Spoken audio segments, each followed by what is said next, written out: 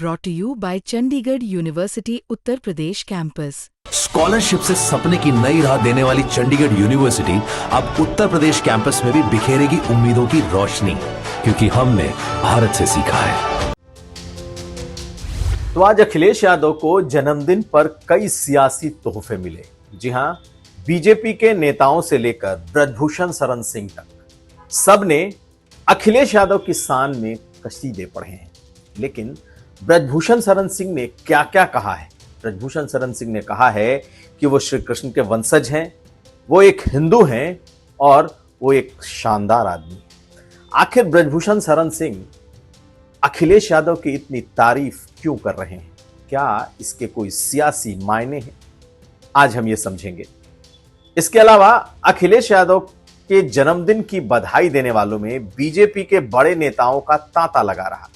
मुख्यमंत्री ने सबसे पहले शुरुआत की तो केशव मौर्य, ब्रजेश पाठक, यहां तक कि जो सहयोगी पार्टी है उनके नेताओं ने भी अलग अलग तरीके से उन्हें जन्मदिन विश किया है। मायावती ने भी किया है। तो आखिर क्या खास है आज जन्मदिन में अखिलेश यादव के, या कुछ बदला बदला सा है, यह भी समझेंगे। और आखिर में राकेश प्रताप सिंह, जब उन्हें सपा ने पार्टी से निकाल दिया तब वो गौरीगंज पहुंचे हैं, और गौरीगंज पहुंचे तो कैसे बुलडोजर से स्वागत हुआ है, इसके क्या मायने हैं ये भी समझेंगे। आज का यूपी में ये खबरें, और आखिर में ब्राह्मणों के विरोध में कुछ गांवों में जो बातें लिखी गईं उस पर कैसे एक्शन हुआ है। तो ये खबरें आज का यूपी में।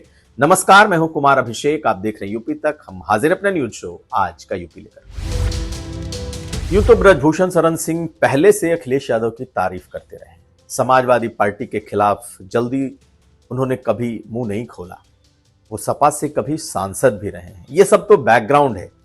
लेकिन अखिलेश यादव के जन्मदिन के एक दिन पहले ब्रजभूषण शरण सिंह ने एक सार्वजनिक समारोह में अखिलेश यादव की जमकर तारीफ की है, खूब प्रशंसा की है। सिर्फ अखिलेश यादव पर ही नहीं बोला है, उन्होंने कथावाचकों को लेकर भी जो लाइन ली है उसकी वजह से ब्रजभूषण शरण सिंह की तारीफ हो रही है। लेकिन आखिर ये कौन सा वक्त है और किस तरीके से उन्होंने अखिलेश के लिए शब्दों को चुना है, पहले आप उनके इस बयान को सुनिए।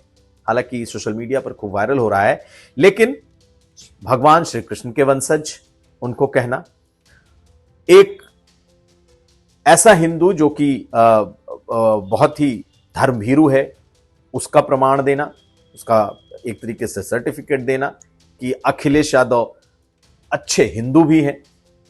कभी कभी कुछ कहते हैं, वो अलग बात है, उसकी भी उन्होंने चर्चा की है। लेकिन आखिर जो बातें उन्होंने कही है अखिलेश यादव के लिए, वो आप पहले सुन लीजिए। और क्या कहते हैं जानते हो? ना दुआ, ना हाल चाल, ना कुछ पानी पत्ता, कुछ नहीं, नसीब है। क्या सवाल? अखिलेश यादव कहते हैं कि धर्म के नाम पर कुछ लोग रोजी रोटी, मतलब कुछ आरोप अखिलेश यादव का। तो हमने कहा भाई देखो, अखिलेश यादव धार्मिक व्यक्ति है, धार्मिक व्यक्ति है। उनके पिता मुलायम सिंह यादव हनुमान जी की प्रशंसा करते थे, और अभी अखिलेश यादव ने एक बहुत बढ़िया मंदिर भी बनाया है। और अखिलेश यादव श्री कृष्ण के वंशज हैं, तो धर्म का विरोध कैसे कर सकते हैं? वो थोड़ा बहुत जो करते हैं मजबूरी में करते हैं, समझिए इस बात को। वो मजबूरी में करते हैं, वो धर्म के विरोधी नहीं है, अब मजबूरी उनसे करवा रही है। और इसलिए मैं ये बात कहने की कोई आवश्यकता नहीं थी, लेकिन मैं देख रहा हूं कि इतने चुनिंदा लोग यहां पर बैठे हैं। कथावाचकों को लेकर भी ब्रजभूषण शरण सिंह की जो लाइन है उसकी खूब चर्चा हो रही है। और जो कथित तौर पर बड़े धर्माचार्य कथावाचक हैं, उन्होंने जो ब्राह्मणों को लेकर लाइन ली है उसके खिलाफ एक तरीके से ब्रजभूषण शरण सिंह ने यह साफ कर दिया है कि कथा कोई भी कर सकता है। जो भी ज्ञानी होगा, जिसे जानकारी होगी, वो भी कथा कर सकता है। इसमें जाति कहीं नहीं आती, और कथा वो भी कर सकते हैं। सुनिए ब्रजभूषण शरण सिंह को। एक तो पहले जिन लोगों ने ये किया है उनकी मैं निंदा करता हूं। कथा कहने का अधिकार सबको है। कथा मतलब कि अपना विचार कोई कह सकता है। हम भी कथा कहते हैं, हम नाम देते हैं, हम छात्रों को संबोधित करते हैं, तो वो भी कथा है। तो इस देश के अंदर कथा कहने का सबको अधिकार है। तो सबसे पहले तो मैं उनकी निंदा करता हूं कि जिन लोगों ने घटना किया और एक जात विशेष को या किसी वर्ग को जो है बदनाम करने की कोशिश की। अगर गहराई से इस घटना को गंभीरता से देखा जाएगा तो इसमें व्यक्ति इन्वॉल्व होंगे, समाज इन्वॉल्व नहीं है, कोई जात इन्वॉल्व नहीं है। तो इसलिए इसको जातीय रंग देने की कोशिश नहीं होनी चाहिए। इसको जिन लोगों ने घटना किया है उनको कठोर दंड मिलना चाहिए।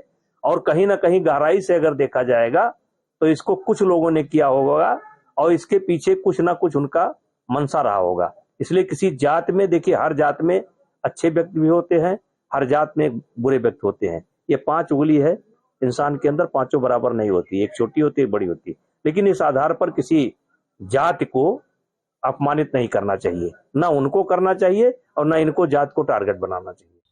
तो आखिर ब्रजभूषण शरण सिंह के इस अखिलेश प्रेम के पीछे का राज क्या है?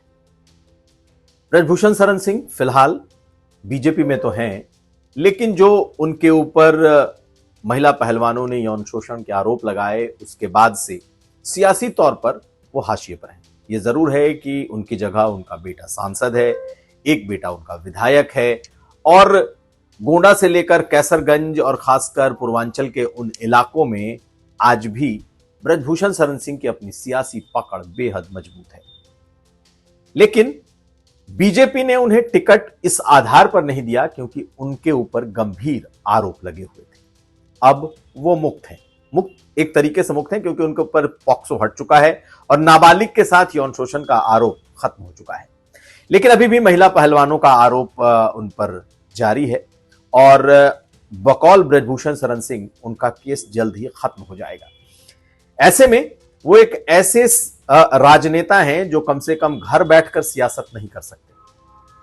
क्या दोबारा बीजेपी में उनकी वापसी होगी? यह बड़ा सवाल है। क्या बीजेपी उनके बेटे के अलावा अब उन्हें भी टिकट देगी? तो कहीं ना कहीं ब्रजभूषण शरण सिंह ने समाजवादी पार्टी के साथ अपना पुराना रिश्ता रिन्यू कर लिया है।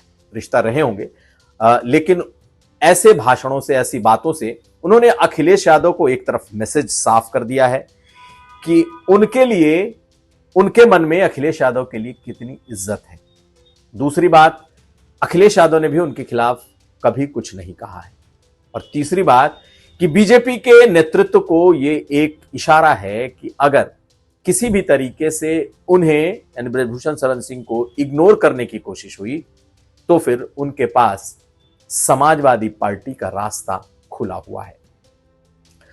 ब्रजभूषण शरण सिंह यूं भी योगी के विरोधी माने जाते रहे हैं सियासी तौर पर, क्योंकि दोनों की सियासत की जो जगह है मूल सियासत की वो लगभग एक है। गोरखपुर प्रमंडल से लेकर कमिश्नरी से लेकर पूरा देवी पाटन क्षेत्र ये मुख्यमंत्री योगी आदित्यनाथ का भी गढ़ है और इसी इलाके में ब्रजभूषण शरण सिंह भी अपनी सियासत करते रहे हैं। ऐसे में अब जबकि ब्रजभूषण शरण सिंह धीरे धीरे दोबारा से मुख्य धारा में लौट रहे हैं, उनके ऊपर केसेस खत्म हो रहे हैं, तो क्या बीजेपी ने पुराने आरोपों को देखते हुए उन्हें भाव देना बंद कर दिया है? और यही बात वो बीजेपी तक पहुंचाते दिख रहे हैं कि मेरे ऊपर लगे तमाम आरोप झूठे हैं। आपने कहा मैंने इस्तीफा दिया, आपने कहा मैंने चुनाव नहीं लड़ा, लेकिन अब आगे इग्नोर करना मुश्किल होगा। और यही इशारा आज ब्रजभूषण शरण सिंह के उस भाषण से दिखाई देता है कि अगर बीजेपी ने उनकी बजाय या उन्हें नहीं चुना, यानी उन्हें आगे तवज्जो नहीं दी, तो उनके पास सपा का रास्ता खुला है। खैर, जैसे जैसे घटनाक्रम बढ़ेगा हमारी नजर इस पर बनी रहेगी। अगली खबर। तो आज अखिलेश यादव का 52वां जन्मदिन है। उनके पार्टी के नेताओं कार्यकर्ताओं ने तो अपने अपने तरीके से उनकी जन्मदिन मनाई ही, लेकिन आज अखिलेश यादव को जन्मदिन पर बधाई देने वालों में बीजेपी नेताओं का भी तांता लगा रहा, समर्थक दलों का तांता लगा रहा, और वो भी नए नए अंदाज में। अगर आप देखेंगे तो अंदाजा लगेगा कि किस तरीके से अखिलेश यादव को आज उनके जन्मदिन पर बधाइयां दी गई हैं। सबसे पहले आज मुख्यमंत्री योगी आदित्यनाथ ने सुबह सुबह विश किया। मुख्यमंत्री योगी आदित्यनाथ ने लिखा, उत्तर प्रदेश के पूर्व मुख्यमंत्री श्री अखिलेश यादव जी को जन्मदिन की हार्दिक बधाई। तो अखिलेश यादव ने उसी एक्सपोर्ट पोस्ट पर उनके शुभकामनाओं के लिए उन्हें धन्यवाद दिया है। केशव मौर्य ने थोड़ा और बड़ा पोस्ट लिखा। केशव मौर्य ने लिखा, सपा प्रमुख उत्तर प्रदेश के पूर्व मुख्यमंत्री माननीय सांसद श्री अखिलेश यादव जी को जन्मदिन की हार्दिक बधाई एवं शुभकामनाएं। भगवान प्रभु श्री राम, भगवान श्री कृष्ण और देवों के देव महादेव की कृपा से आपका स्वास्थ्य उत्तम और दीर्घायु हो। उन्होंने तमाम जो हिंदू धर्म के देवी देवता हैं उनको भी अपने इस बधाई संदेश में जोड़ा। और ब्रजेश पाठक ने तो संस्कृत में बधाई दी। उन्होंने लिखा, सुदिनम सुदिनम जन्मदिनम तवा। तो आप देखें, बिल्कुल अलग अलग अंदाज में भाजपा के नेताओं ने विश किया। मायावती ने भी अपनी तरीके से एक्सपोस्ट पर लिखा और उनके दीर्घायु और स्वस्थ होने की कामना की। लेकिन सबसे ज्यादा चर्चा ओम प्रकाश राजभर के बधाई संदेश की रही। उन्होंने अखिलेश यादव के साथ अपनी एक पुरानी तस्वीर पोस्ट की और ये तब की तस्वीर है जब वो बीजेपी के नहीं, तब वो अखिलेश यादव के साथ हुआ करते थे। और अब इस पोस्ट के कई मायने निकाले जाने लगे हैं कि आखिर वो यूं भी अब ये बधाई संदेश भेज सकते थे, लेकिन आखिर अखिलेश यादव के साथ दोनों की तस्वीरों वाला ये पोस्ट करने की क्या जरूरत है? क्या इसके कोई सियासी मायने हैं? तो 2027 का चुनाव आ रहा है और अखिलेश यादव को आप याद करें तो उन्होंने हाल ही में कहा था कि चुनाव के वक्त वो भागकर इधर ही आएंगे, और अब इन्होंने भी एक ऐसा पोस्ट किया है। तो खैर, सियासी कयासबाजी है, चलती रहेगी, लेकिन आज सभी ने अखिलेश यादव के जन्मदिन पर कुछ इस तरीके से विश किया है कि अब नई सियासी चर्चा शुरू हो गई है। अगली खबर, अगर कोई पार्टी से निकाला जाए और उसका भव्य स्वागत हो, ये कभी कभी ही देखने को मिलता है। लेकिन राकेश प्रताप सिंह, जो कि समाजवादी पार्टी के विधायक थे, बागी हो गए थे, उन्हें अखिलेश यादव ने हाल ही में पार्टी से निकाल दिया, उनको फ्री कर दिया। हालांकि उनकी चिट्ठी अभी तक विधानसभा अध्यक्ष को पहुंची है या नहीं, ये इसकी जानकारी नहीं आई है। राकेश प्रताप सिंह अपने विधानसभा क्षेत्र अमेठी के गौरीगंज पहुंचे और उनका स्वागत बुलडोजर से हुई पुष्प वर्षा से किया गया है। जी हां, आप इन तस्वीरों को देखिए, जहां पर गौरीगंज में सड़क प्रवेश करती है, प्रवेश द्वार पर 2 बड़े बुलडोजर खड़े किए गए। पहले जिस तरीके से हाथियों का से स्वागत होता था, कुछ उस तरीके से 2 बुलडोजर खड़े किए गए और राकेश प्रताप सिंह पहुंचते हैं और बुलडोजर के ऊपर से उनके ऊपर पुष्प वर्षा होती है। नारे लगते हैं, हमारा विधायक कैसा हो, राकेश प्रताप सिंह जैसा हो। तो राकेश प्रताप सिंह लगातार 2012 से समाजवादी पार्टी के विधायक गौरीगंज से रहे हैं, लेकिन पिछले दिनों राज्यसभा चुनाव में क्रॉस वोटिंग करने और अखिलेश यादव के खिलाफ बगावती तेवर अपनाने के बाद उन्होंने साफ कर दिया था कि अब वो सपा के साथ नहीं है, और हाल में अखिलेश यादव ने उन्हें पार्टी से बाहर का रास्ता दिखा दिया। अब वो नए तेवर और नए कलेवर के साथ अपने चुनाव क्षेत्र पहुंचे, जहां उनकी इस तरीके से उनका स्वागत किया जा रहा है। देखिए इन तस्वीरों को। और आखिर में मोतिहारी, बिहार के मोतिहारी के टिकुलिया गांव की वो तस्वीर देखिए, जहां 2 दिन पहले ये लिख दिया गया था कि ब्राह्मणों को यहां कथा कराने का अधिकार नहीं होगा और जो कराएगा उसके खिलाफ कार्रवाई की जाएगी। और ये जो बातें लिखी गई थी, दरअसल इटावा में यादव पुजारियों के साथ हुए दुर्व्यवहार से खफा यादव समाज के लोगों ने लिखाई थी। लेकिन प्रशासन वहां इस मामले पर सख्त हुआ और उसने बाकायदा इसके ऊपर दोबारा से पेंटिंग कर दी, और जहां ब्राह्मणों के खिलाफ बातें लिखी गई थी वहां मेरा भारत महान लिख दिया गया है। खैर, अब ऐसी बातें कई जगहों पर देखने में मिल रही हैं, लेकिन जितनी जल्दी ये जातीय तनाव कम हो, कम से कम देश, राज्य और समाज के लिए बेहतर होगा। तो ये था आज का यूपी। हम कल फिर हाजिर होंगे। आप हमें दीजिए इजाजत।